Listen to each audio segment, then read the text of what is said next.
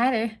My name is Leanne Olman, and I'm from Cape Town in South Africa. And I'm going to read you a story called The Springbok and the Reindeer. And the springbok is an animal that is very popular in South Africa, and this is a Christmas story from Africa. Okay, so here we go. On a clear moonlit night, on the dry and dusty plains of Africa, a baby springbok was born. Now, this was no ordinary night. On this night, the stars polished their golden garments especially hard so that they shone a little brighter. The moon ate an extra dollop of cheerful with his dinner and felt particularly jovial. And all the African creatures on the land were exceptionally loving and joyous. For indeed, this was no ordinary night. This was the eve before Christmas. The mother springbok licked her tiny new bundle. What a handsome little fellow he is, she thought, as he slowly opened his big brown eyes. And looking up at his proud mother, the baby springbok gave his first smile. But what was that? Over her shoulder and high up in the sky, he spied a procession that filled the newborn antelope with wonder. There, amongst hundreds of dazzling lights, were 2 rows of animals, not unlike him and his mother, pulling a big sparkling sleigh that seated an enormously fat man with a crystal white beard and a coat of red.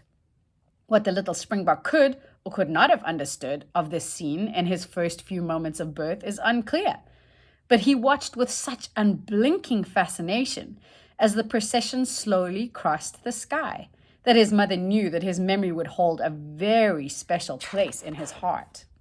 And she was right. As soon as Springbok was old enough to talk, he questioned his family about the wondrous procession he had seen on the night of his birth. They explained to him about a special birthday that thousands of people celebrated all over the world. This birthday was called Christmas, and on this day everyone gave each other gifts. But the most important person to give out gifts was Father Christmas. He was the old bearded man with the red coat sitting in the sleigh, described his mother. And what about the animals pulling the sleigh? He inquired. Those are Father Christmas's helpers, explained his dad. They are called reindeer, and they are remarkable creatures. They're strong, they're brave, they're clever, but most of all, they are magic because they fly without wings. It was not long after that little Springbok celebrated his first birthday, and on that night, all the Springboks gathered together to see Father Christmas and his reindeer-drawn sleigh. When the spectacular procession appeared in the night sky, the other Springboks oohed and awed and jumped with awe. But little Springbok felt quite silent, and with his big brown eyes, he watched every movement as the glittering sleigh, Father Christmas, and the strong, brave, clever, and magic reindeer flew across the sky until they finally disappeared from sight. From that day onwards, little Springbok was infatuated by the Christmas procession. But more importantly, he became stubbornly preoccupied by the reindeers. It was almost all he could talk about. One day, he told the other Springboks, I'm going to be just like those reindeers. I'm going to be strong and brave and clever and magic, he would say. And one day, I will help Father Christmas pull his glittering sleigh across the skies. And because he was still young, the other Springboks did not dampen his spirit, but kindly encouraged him to follow his fantastical dream. The years went by, and each and every day Springbok worked hard at becoming strong. He would spend hours running and jumping and springing high in the air, much higher than all the other Springboks on the plain. Springbok also learned how to be brave. It was he who would pretend to be the slowest when the lions came to eat, luring them in the opposite direction to his friends, and then sprinting off as fast as lightning until the lions could no longer chase him. Springbok also made sure he became as clever as he could be. He learned all he could about the way of the wild in Africa.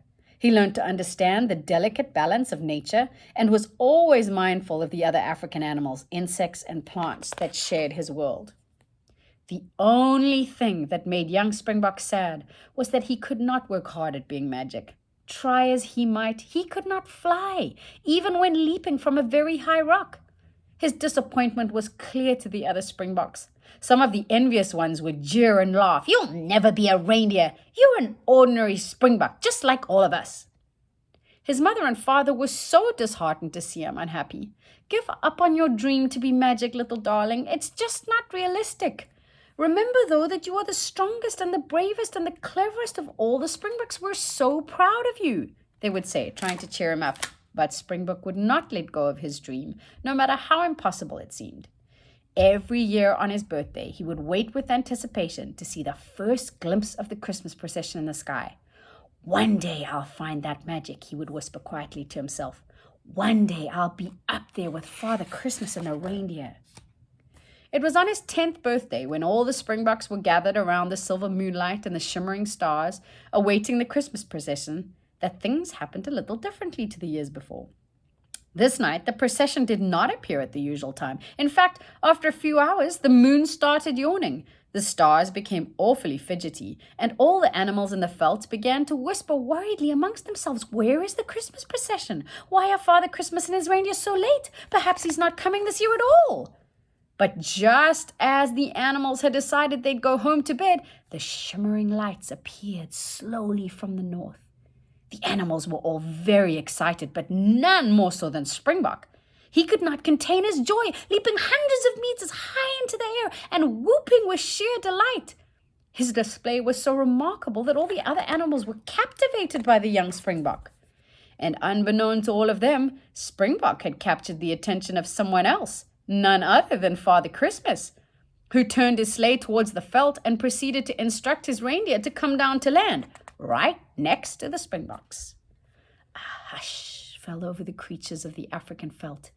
The reindeers panted heavily as they came to a halt, and magnificent as these antelope were, they all looked exhausted. The African animals stared in awe as the rotund old man with his frosty white beard and bright red coat descended his sparkling sleigh. He purposefully walked towards young Springbok, and placing a gentle hand on his head, he announced, "Young Springbok, you look strong and brave and clever. My leading reindeer fell ill tonight, and we've tried to make our journey without him. But at this slow rate, we'll never finish delivering all our gifts before Christmas. You are just the antelope I need to take his place." All the animals gasped. But Springbok spoke out bravely, "Father Christmas, I have worked all of my life to become strong, brave, and clever, just like your reindeers. For it is my biggest dream to help you pull your sleigh through the skies on Christmas Eve. But sadly, I have not yet found the magic I'll need to be able to fly." And with a heavy sigh, Springbok hung his head at the old man's feet. Father Christmas gently lifted Springbok's face towards his and chuckled softly, "Dear Springbok, I have just the thing." And with that, he reached into his pocket and brought out a small red velvet bag. "I have a little magic, and believe me, you have some magic inside your heart. We'll put our magic together, and you will be able to fly just as well as any of my reindeers." And with that, he sprinkled a fine golden dust on Springbok's head. Then together they walked towards the reindeers, and Father Christmas harnessed him at the lead. "You'll know exactly what to do, my clever fellow," he said. Then climbing back into his sleigh, he bellowed, "Onward ho!" And all the reindeers and Springbok lifted up into the air. "He'll be back before sunrise," boomed Father Christmas to all the other Springboks. And just before they took off too high into the night sky, Springbok turned with the biggest and brightest of smiles and said, "I had some of the magic in me all along. See you in the morning." All the African animals watched in awe as Father Christmas and his sleigh, pulled by the reindeers and their very own Springbok, lifted into the night sky. And higher they flew, the Christmas procession glittering and sparkling like never seen before. The end.